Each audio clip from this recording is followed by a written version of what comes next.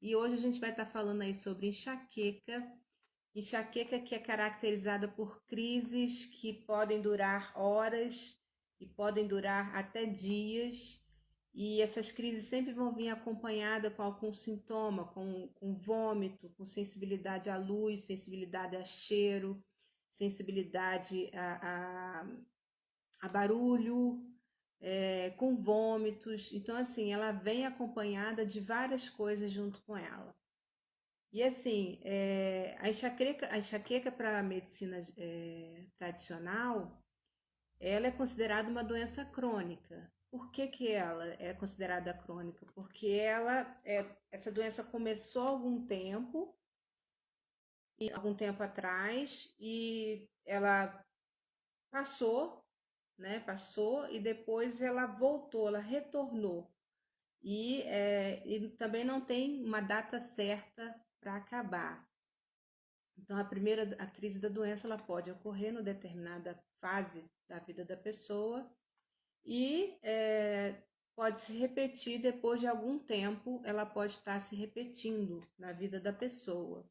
E eu fiz uma pesquisa hoje com relação a essa questão da enxaqueca. Quer ver? Olha, 30 milhões de brasileiros sofrem com enxaqueca pela essa pesquisa que fez um levantamento de 2016 até 2020. De 5 a 25% são mulheres, de 2 a 10% são os homens que têm enxaqueca, e a doença ela predomina mais em pessoas com idade entre 25 e 45 anos, e após os 50 anos, essa porcentagem ela tende a diminuir, principalmente nas mulheres.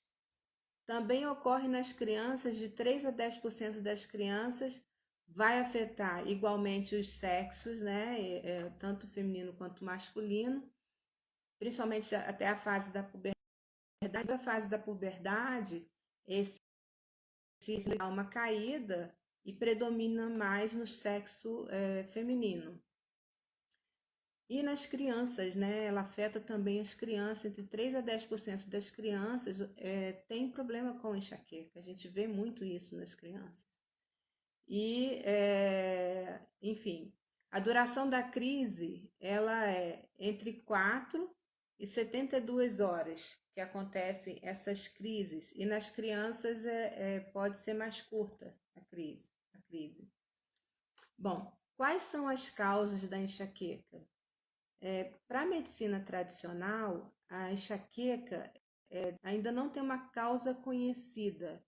As causas ainda são desconhecidas. O que eles sabem é que estão ligadas a alterações no cérebro e possuem uma influência genética, mas também tem uma influência influenciada por uma variedade de fatores externos, de ambiente, o ambiente influenciando nessa questão da enxaqueca também. E assim, para o despertar da cura, os conflitos que estão relacionados à enxaqueca são conflitos de impotência, conflitos de medo frontal, conflitos de susto, conflito territorial de medo. O que seria esse territorial? Seria, por exemplo, tá ligado à família, tá ligado a um emprego, por exemplo, medo de perder um emprego também. Tá ligado a conflito de mau cheiro. O que seria esse conflito de mau cheiro? Por exemplo, algo que você está percebendo que não está tirando, mas isso tem a ver com algo onde você está envolvido, tá? Conflitos de resistência, conflitos de mordida, de resistência, de você não querer algo, de você estar resistente a alguma coisa. Conflitos de mordida, o que seria um conflito de mordida? Algo que você queria muito para você e você não conseguiu pegar, você não conseguiu morder aquele pedaço, você não conseguiu trazer para você aquilo ali. Então, isso são conflitos que podem gerar as questões com a enxaqueca. E aonde ela vai estar posicionada vai ter um contexto diferente. Então, assim, a enxaqueca, de modo geral, dentro da linha da medicina germânica, ela é uma fase de resolução de conflito. É o seu organismo tentando resolver um conflito de incapacidade e de uma autodesvalorização. Então, aonde vai estar essa dor de cabeça? Na área onde vai estar essa dor de cabeça é que vai ter um contexto relacionado. Então, por exemplo, se a área da cabeça é essa área aqui frontal ou a área temporal, tem uma relação com conflitos relacionados à parte intelectual. Por exemplo, eu não me sinto inteligente para realizar, para conseguir fazer algo. Ou não me sinto capaz intelectualmente de resolver esse problema. Então, isso são conflitos onde pode gerar essa enxaqueca aqui na região frontal ou aqui na região temporal. Geralmente, as dores de cabeça ela vem quando a gente tem uma tensão muito forte para resolver algo. Então, ela se manifesta nesse contexto. E nesse contexto, quando acontece, isso vem sempre mais aqui nessa região frontal e depois ela pode até ir para uma outra localidade da cabeça. Se a dor de cabeça sua, essa enxaqueca, for na região aqui da nuca, na região do occipital, está ligada a uma autodesvalorização com um contexto de insegurança. Insegurança aonde você vive, insegurança com quem você vive, algo relacionado a isso, porque é um medo que assim você fica com medo do que pode ser feito com você. Você não está vendo, né? Alguém pode vir te apunhalar pelas costas, por exemplo.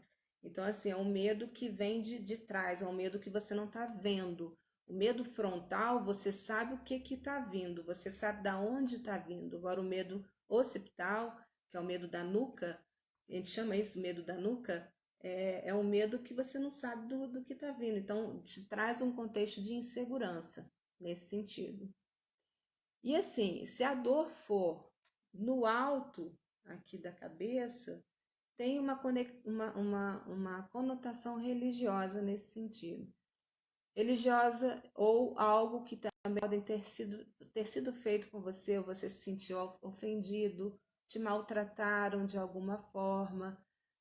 Com relação à religião, por exemplo, minha religião não é aceita, não me aceita, não é aceita, não posso falar de qual religião eu sou, então eu pertenço. Então, assim, isso tudo pode gerar essa dor de cabeça e essa enxaqueca, como se tivesse colocado um chapéu e apertado aqui nessa região. Tá fazendo sentido aí para vocês, gente, o que eu tô falando? Me fala aí se está fazendo sentido. Tem alguém aqui na live que tem algum problema com enxaqueca? Me conta aí.